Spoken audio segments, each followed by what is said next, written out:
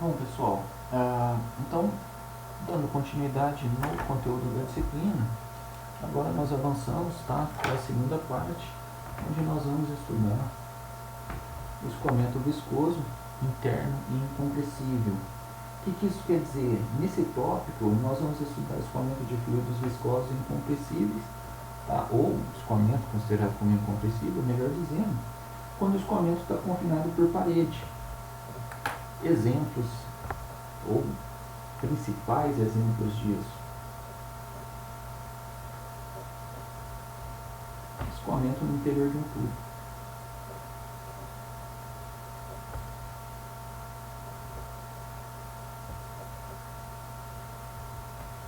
Um outro exemplo: escoamento no interior de dutos.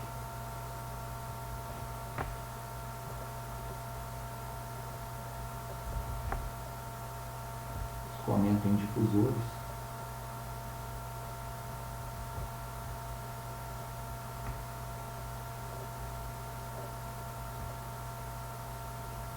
Escoamento em bocais.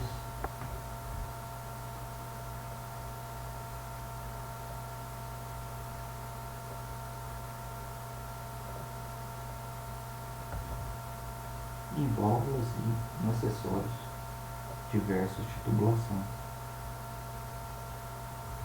Isso seriam exemplos bastante clássicos, tá? Para poder começar a falar nisso, nós temos que primeiro falar um pouquinho sobre regimes de escoamento. Só alinhar a folha aqui.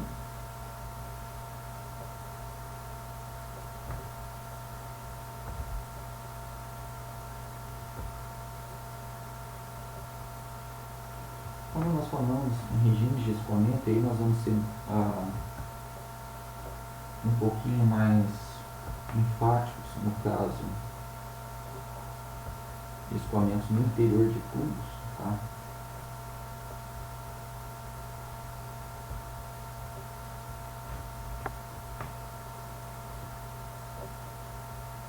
Por que no interior de um tubo? Porque de longe, de um ponto de vista de aplicações de engenharia, o que vocês mais vão encontrar vai ser escoamento no interior de um tubo. Lembrando a diferença do tubo para o duto: tubo seção circular, tá? Seção transversal circular, o duto qualquer seção que você desejar. Então, ao pensar nos regimes de escoamento, nós estamos falando em escoamento laminar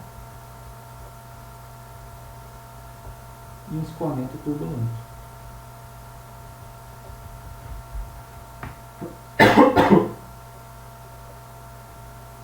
No escoamento laminar, nós podemos pensar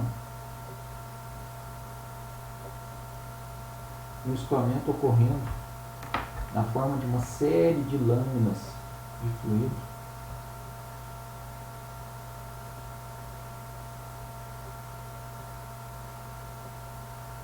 onde umas deslizam sobre as outras, tá? De tal forma que qualquer perturbação que aconteça nesse escoamento, ela vai ser rapidamente amortecida, o escoamento retorna a essa condição de lâminas ou camadas bem definidas de fluido, escoando umas sobre as outras com pouca ou nenhuma mistura macroscópica, ou um efeito de mistura macroscópica, ou seja, grandes porções de fluidos indo de uma posição para outra aqui dentro do tubo, variando a sua posição radial, tá? Quando nós pensamos no escoamento turbulento,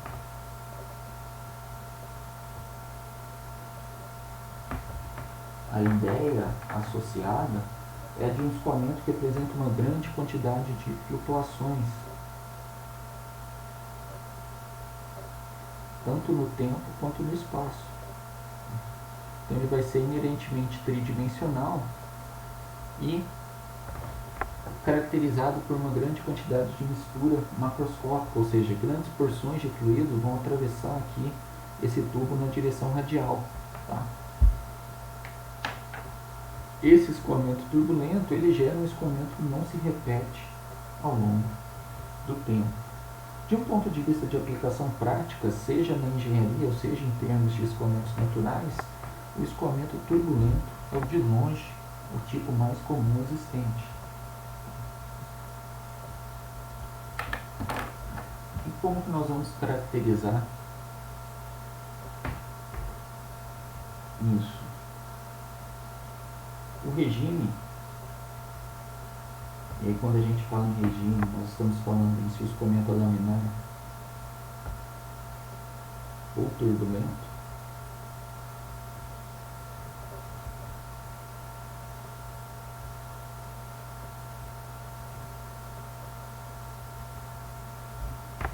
O escoamento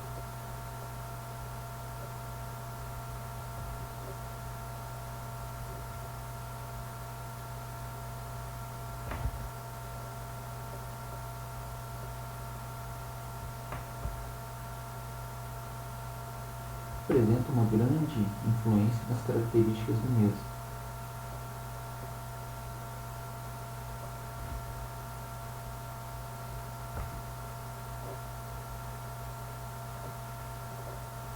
Quais características? Por exemplo, queda de pressão ao longo da tubulação ou chamada perda de carga.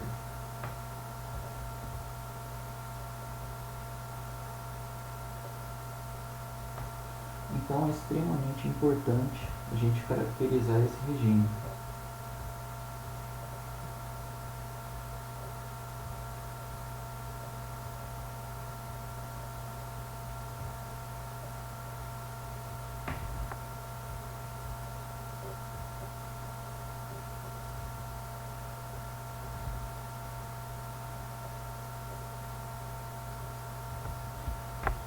Ele vai ser uma função, um parâmetro adimensional, um número adimensional já bastante conhecido de vocês lá de mecânica dos fluidos 1, o número de Reynolds, e aqui no nosso caso agora baseado no diâmetro, tá? Lembrando, o número de Reynolds ele é definido como sendo a massa específica vezes uma velocidade característica do escoamento vezes um comprimento característico do escoamento dividido pela velocidade dinâmica, tá? Ou, colocando para o caso do escoamento no interior de um tubo, ele vai ser dado por ρ vezes B vezes D, onde D é o diâmetro do tubo, dividido por μ, ou em termos de viscosidade cinemática,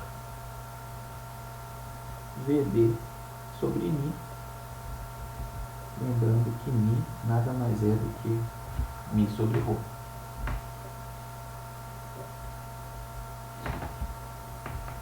Agora,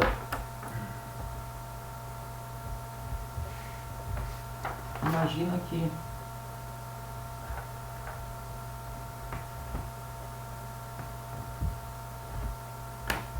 nós estamos fazendo uma análise.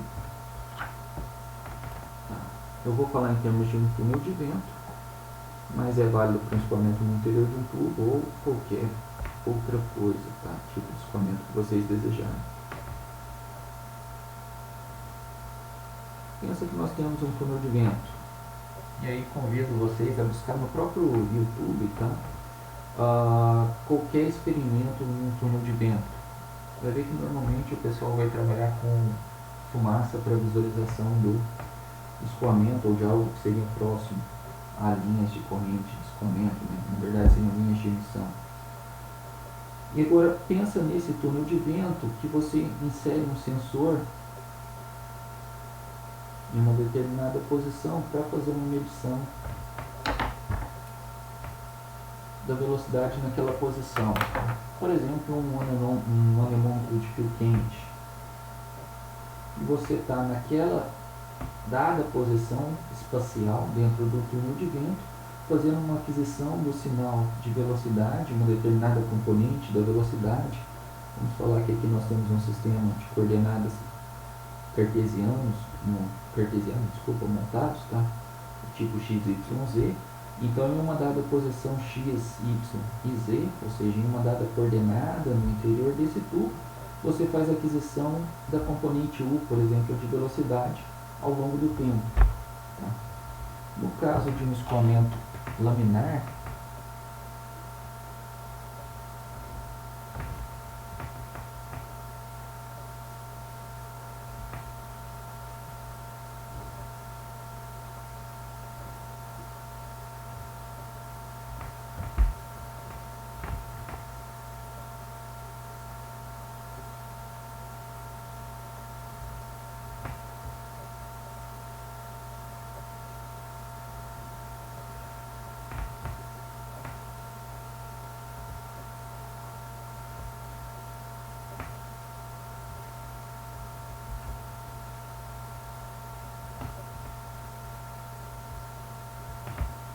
poderíamos pensar em um sinal mais ou menos dessa forma. Tá? Não quer dizer que por o escoamento ser laminar, você não vai ter nenhuma variação da velocidade U em relação ao tempo nunca. Não, você pode ter variação, isso daqui pode acontecer. Tá? Mas de uma forma geral, ele é um escoamento, vamos falar, mais bem comportado. Tá? Então, aqui seria para um caso laminar, nós fazendo uma análise em uma determinada posição no interior desse túnel. Aqui está o nosso escoamento, cuja a forma do perfil vai depender do regime. Tá? Então, só uma representação genérica aqui. Nós poderíamos ter alguma coisa desse tipo para a variação de U em relação a T. No caso da transição à turbulência, o esperado seria um escoamento com um pouco de características de laminar e algumas características do escoamento turbulento. Tá? E no caso de um escoamento já completamente turbulento, turbulência completamente desenvolvida, seria esperado alguma coisa mais errática. Tá? Um escoamento onde nunca vai se repetir no tempo ou no espaço. Alguma coisa mais ou menos assim. Tá? Uma forma de se fazer a análise desse tipo de escoamento é quando nós vamos trabalhar com uma decomposição, tá? Chamada decomposição de escala de Reynolds, por exemplo. E aí nós trabalhamos aqui com uma velocidade média, vamos de 1 barra, uma velocidade instantânea e com flutuações, sendo que essas flutuações também são instantâneas, de tal forma que a definição disso é simplesmente U igual a linha mais ou menos, tá? Ou seja, a velocidade instantânea nada mais é do que a soma de uma velocidade média mais uma flutuação aqui, que é uma variação da velocidade instantânea em relação à velocidade média. Essa é uma forma de se estudar esse tipo de escoamento.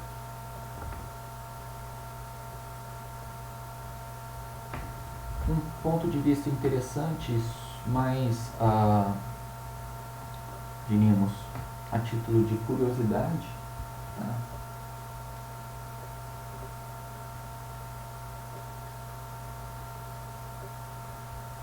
É que a simples análise de um sinal de velocidade ao longo do tempo não te permite dizer com certeza se esse escoamento efetivamente é um escoamento completamente turbulento, ou seja, se a turbulência já se desenvolveu de forma completa nesse escoamento, tá?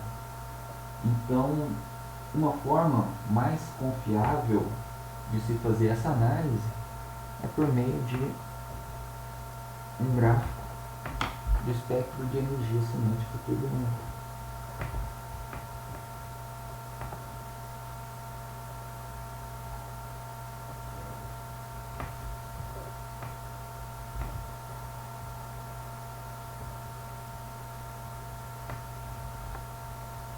Nós poderíamos plotar um determinado comprimento de onda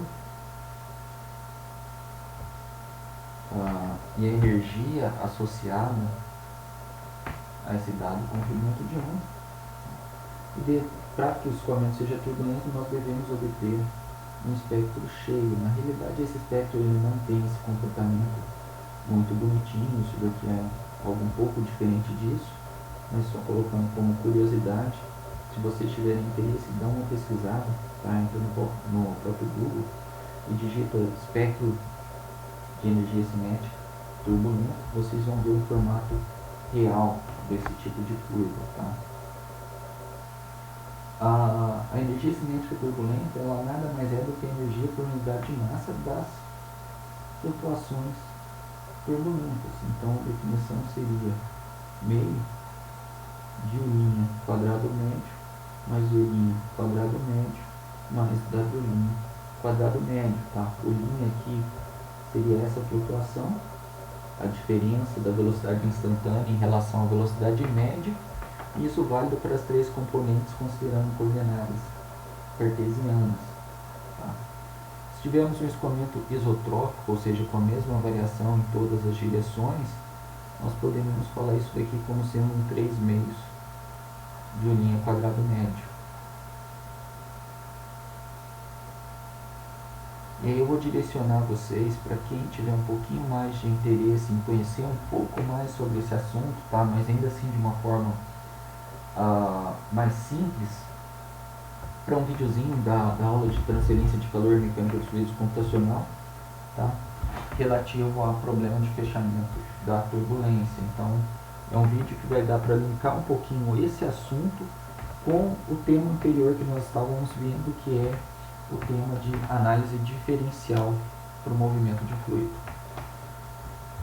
Bom, e dentro desse capítulo agora que nós estamos, tá? Escoamento viscoso interno incompressível. Aonde que isso entra?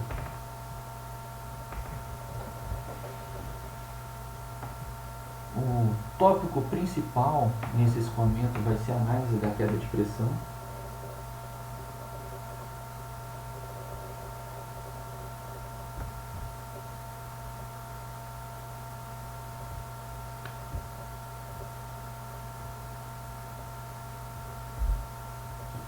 E aí, o início dessa discussão remonta lá a 1839.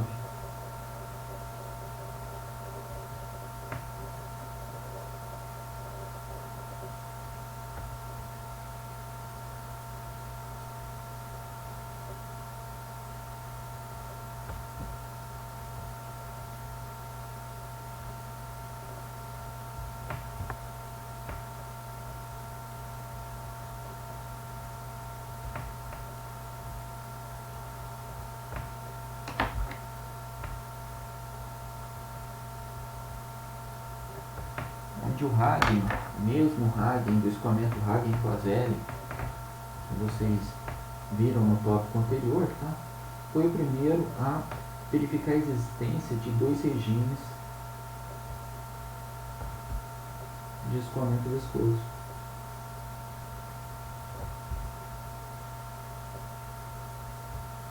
É óbvio que uma afirmação do tipo foi o primeiro a verificar isso, ficou um pouco vago, mas de forma documentada teria sido ele.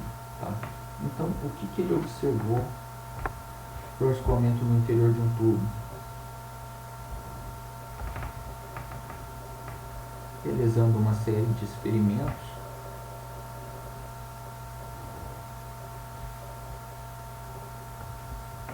tentando correlacionar queda de pressão,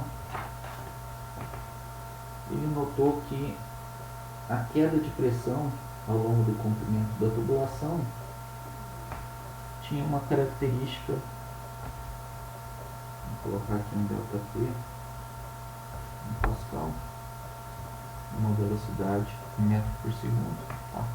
De variação linear em relação à velocidade, até que a velocidade assumisse um determinado valor. A partir daquele determinado valor, isso mudava a inclinação dessa curva, tá? Ela não mais era uma linha reta, diríamos assim, e depois ela passava a ter um comportamento próximo a quadrático.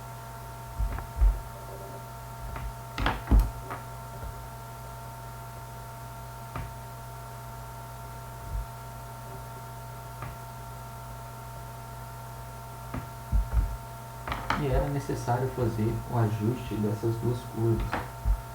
Então, nessa primeira sessão, o que ocorre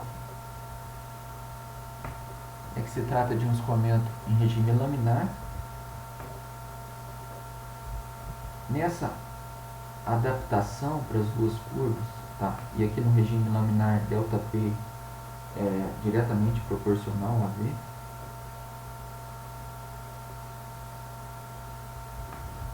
Aqui nessa parte de adaptação das curvas, se trata da transição para a turbulência. E aqui nessa curva que se aproxima de uma curva quadrática, é um escoamento turbulento, tá? Na onde se tem ΔP proporcional a V elevado a 1,75. Então, na época, Hagen não soube, diríamos, explicar e definir o que realmente acontecia. No entanto, ele conseguiu caracterizar muito bem que isso acontecia, ou seja, por alguma razão, ainda não possível de ser explicada, o comportamento da queda de pressão em relação à velocidade se alterava muito, tá? E isso era um indicativo de que existiam dois regimes de escoamento para o escoamento no interior de um tubo. Posteriormente,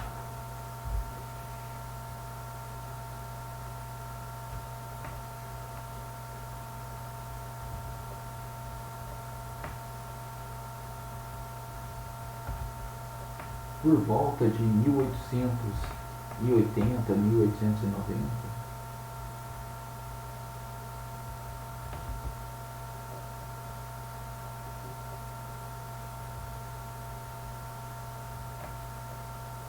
Osborne Reynolds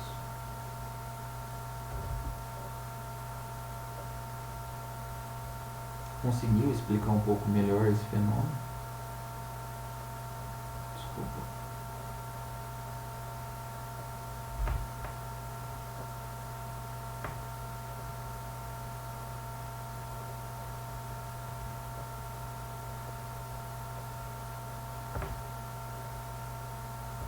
Ou seja, a existência desses dois regimes, e mais do que isso, ele apresentou um critério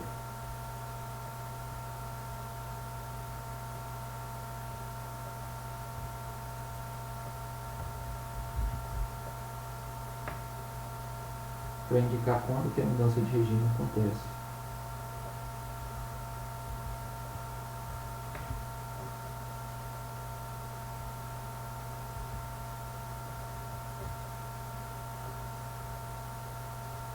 Esse critério hoje é o chamado número de Reynolds. Na próxima aula, nós vamos fazer, se tudo der certo, tá, a prática referente ao experimento de Reynolds e a explicar um pouco melhor sobre como foi feita a experiência de Reynolds, tá, passando isso para vocês de uma forma visual. Bom, e aqui para essa aula, a primeira coisa que nós temos que fazer é caracterizar quando que acontece a transição laminar turbulento.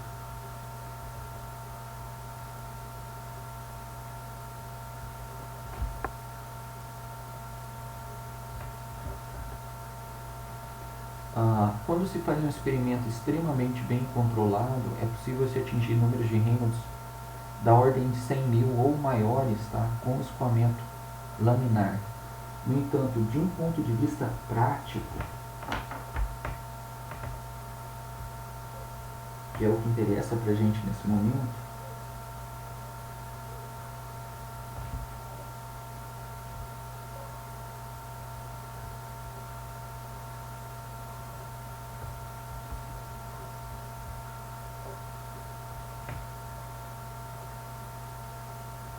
é comum assumir que a transição à turbulência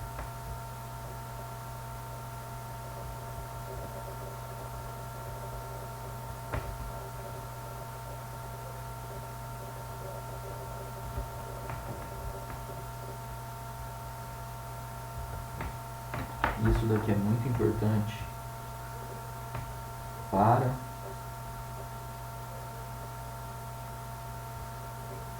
o escoamento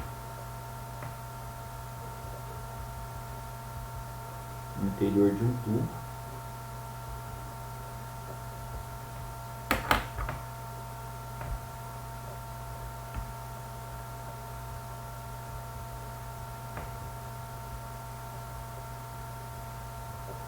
E um número de Reynolds de aproximadamente 2.300.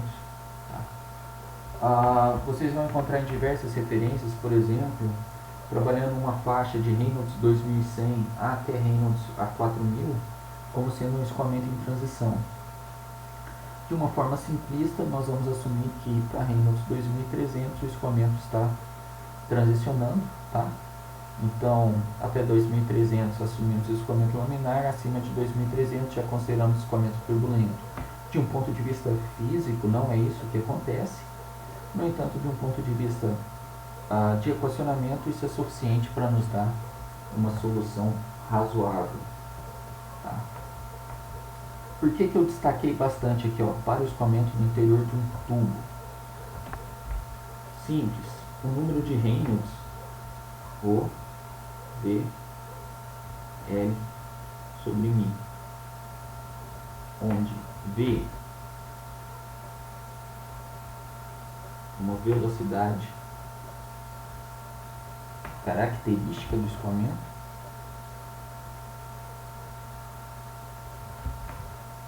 e L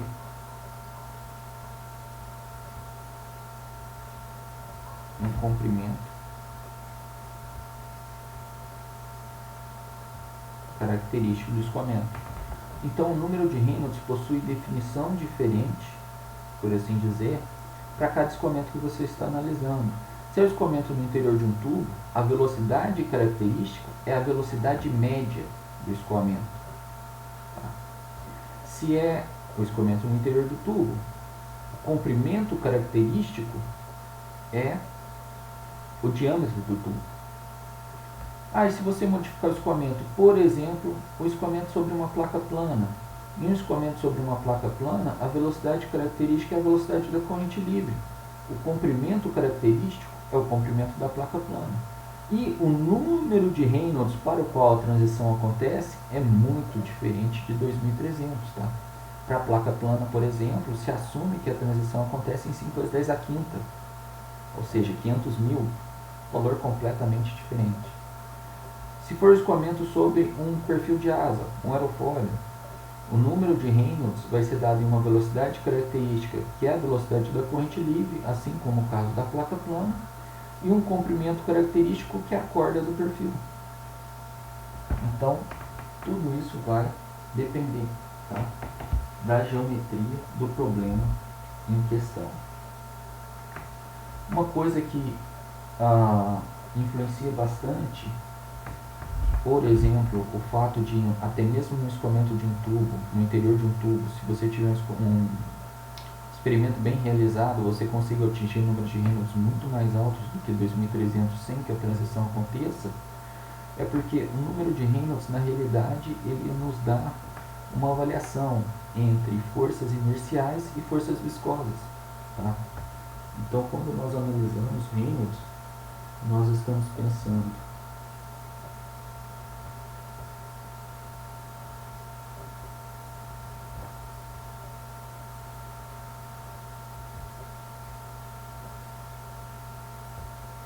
numa razão entre forças de inércia e forças viscosas. As forças viscosas tendem a amortecer qualquer tipo de perturbação no escoamento. Por outro lado, as forças inerciais tendem a aumentar, tá, ou a propagar essas perturbações, a amplificar essas perturbações. Então, quanto maior for essa razão, força inercial sobre força viscosa, maior a probabilidade do escoamento transicionar para a turbulência. Lembrando lá das equações de Navier-Stokes, na forma como nós escrevemos ela utilizando formulação diferencial, tá? As forças inerciais, elas estão associadas com massa vezes aceleração. Então, isso daqui está relacionado com o termo não linear das equações de Navier-Stokes, enquanto que as forças viscosas estão relacionadas lá com o Laplaciano. Tá? Isso nos indica que um escoamento onde o fluido possui uma alta viscosidade vai ser um escoamento mais difícil de transicionar, porque a dissipação de energia vai ser maior devido ao efeito da maior viscosidade. Tá? Veja bem, se estamos falando de escoamento no interior de um tubo,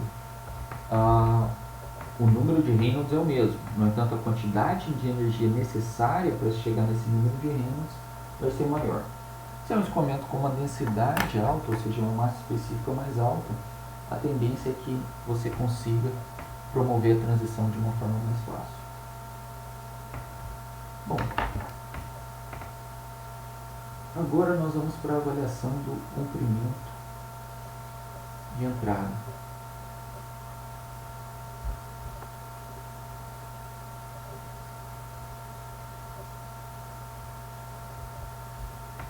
Tudo que nós fizemos até o momento foi considerando que o escoamento é completamente desenvolvido, tá?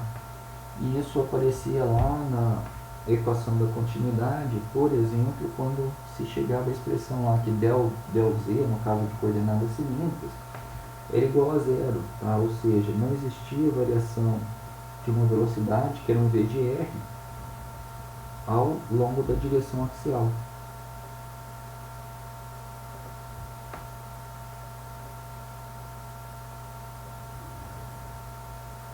Na realidade, ao escoamento entrar na tubulação,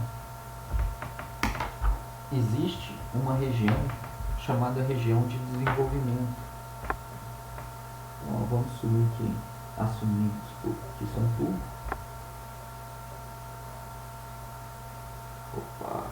E que esse tubo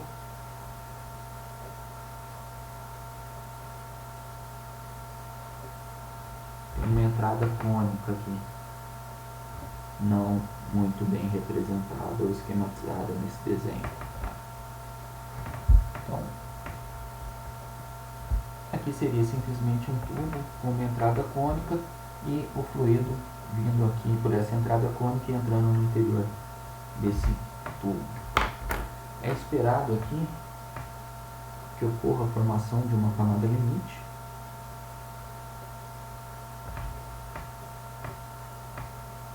junto às paredes do tubo. O que seria essa camada limite? Seria uma região onde a velocidade do escoamento que está entrando no tubo sente a presença da parede. E pela presença da parede, essa velocidade vai diminuindo. Isso não é bem assim, tá? Isso começaria aqui atrás. É só uma representação mais simples, mas a ideia é válida. Então, sentindo a presença dessa parede, o escoamento vai passar a ter um déficit de quantidade de movimento aqui devido à condição de contorno de não deslizamento. Lembra que a condição de contorno aqui mais indicada seria simplesmente não deslizamento, ou seja, a velocidade do elemento de fluido adjacente à parede é igual à velocidade da parede, igual a zero nesse caso. E essa camada limite, isso é um efeito tridimensional, acontece ao redor de todo o tubo, ela vai crescer com a direção axial até um dado momento. Vamos falar que aqui nós teríamos alguma coisa do tipo RZ, até um dado momento onde ela se encontra aqui no centro. E a partir do encontro, nós passaríamos a ter um perfil de velocidade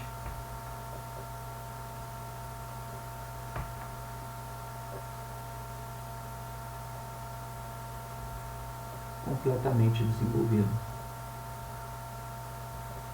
Então, a partir daqui, qualquer posição axial que eu fizesse uma análise do perfil de velocidade, esse perfil não mudaria mais, ou seja, ele se tornou independente da direção axial, da direção Z. É isso que quer dizer quando a gente falava del Z igual a zero. Por outro lado, aqui na entrada, esse perfil vai ser bem diferente.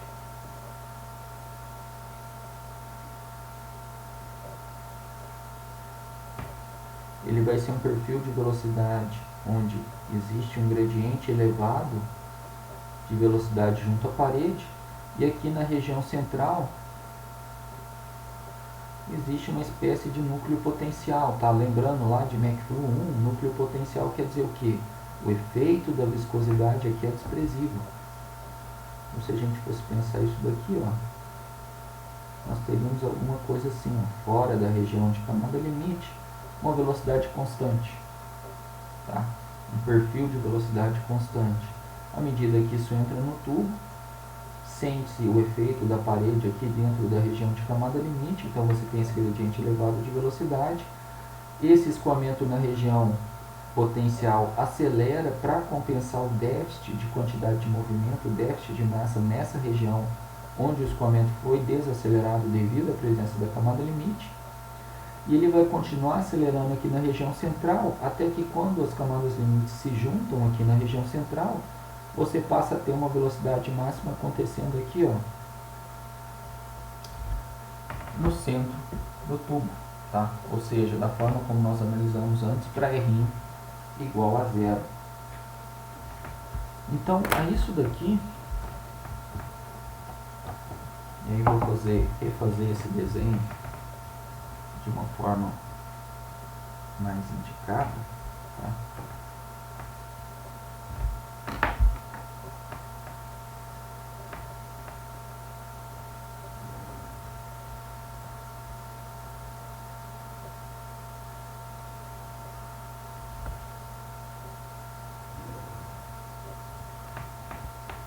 Desprezando a possível existência de qualquer recirculação aqui logo na entrada do tubo, e fazendo isso de uma maneira bem simples,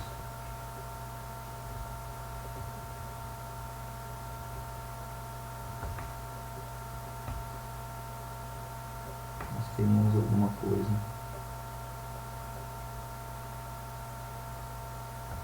próximo disso daqui. Um perfil de velocidade inicialmente uniforme. Ao entrar no tubo, esse perfil de velocidade começa a se modificar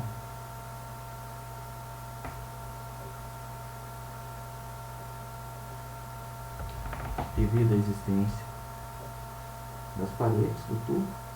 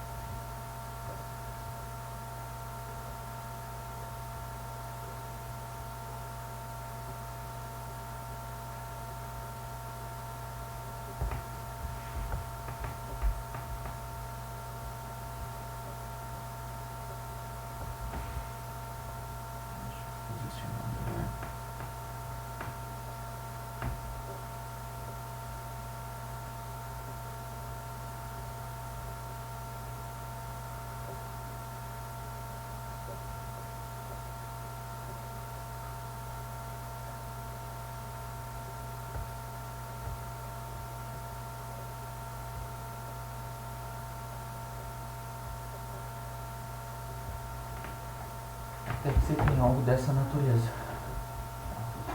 Onde aqui, ó.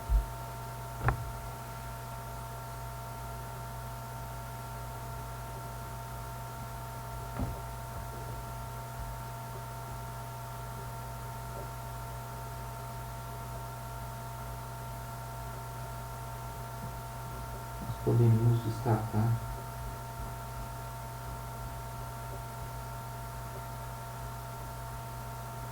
a presença da camada limite.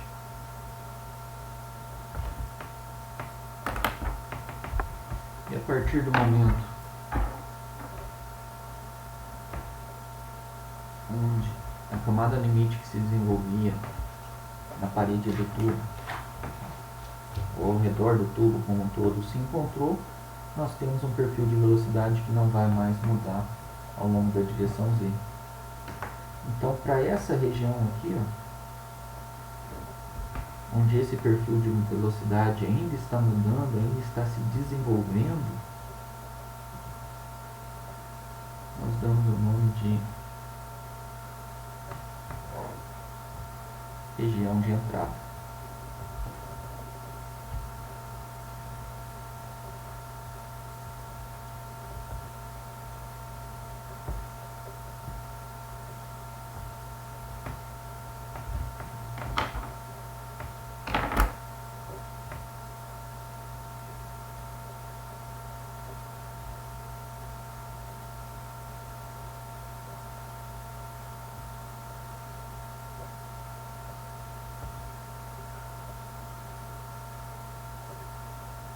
E aí é a região onde nós temos a camada limite de desenvolvimento.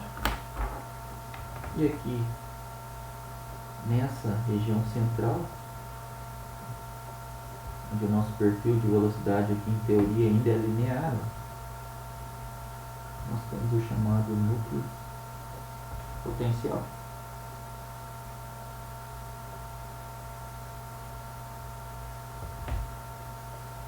A partir disso,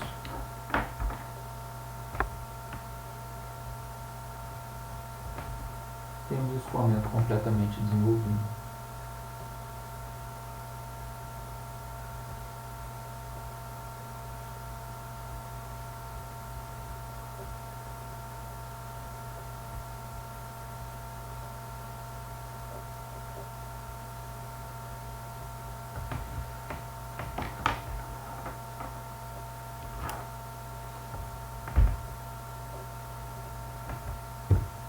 Então, recapitulando só, existe uma região de entrada em que o escoamento aproximadamente não viscoso a montante, ou seja, o escoamento aqui com um perfil de velocidade uniforme, converge para dentro do tubo e entra nele.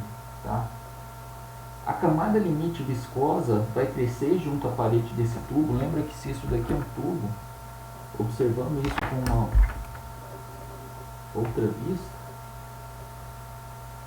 nós temos uma seção transversal circular. Então, o crescimento dessa camada limite aqui, ó, em cada seção, isso daria alguma coisa mais ou menos assim. Tá? Então, numa seção inicial, você teria a camada limite aqui começando a crescer. Numa seção aqui mais à frente, essa camada limite estaria maior, onde o efeito da parede pode ser sentido aqui, até o limite da camada limite. Tá? E isso vai crescendo até que a camada se encontre lá no centro do tubo e toda a região de escoamento no interior do tubo sinta o efeito da presença das paredes, quando o escoamento se tornou completamente desenvolvido.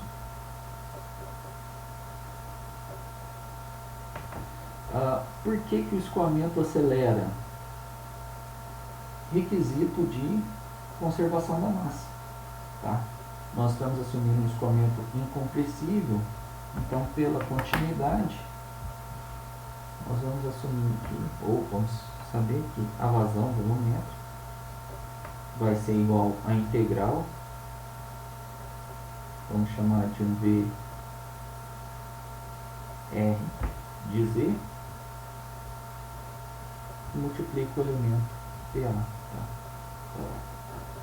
Ficou muito ruim aqui, vou só fazer assim, a integral de VR de Z dA. Isso daqui tem que ser igual a uma constante. Bom, de um ponto de vista prático,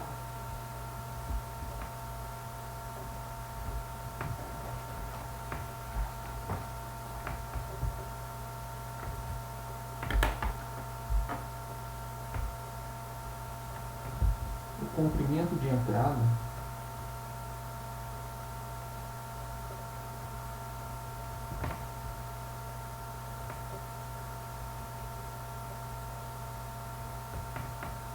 e nós vamos chamar esse comprimento de entrada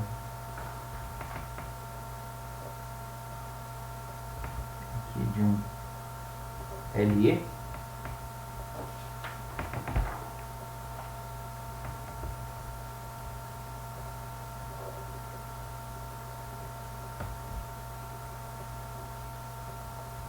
Pode ser aproximado com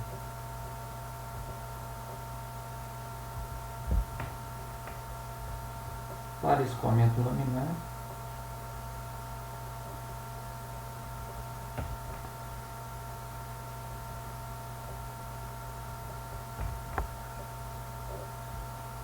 LE sobre D, ou seja, comprimento de entrada dividido pelo diâmetro do tubo, é aproximadamente igual a 0,06 vezes Reynolds D. Isso é uma correlação, tá? Empírica. E para o caso do escoamento turbulento,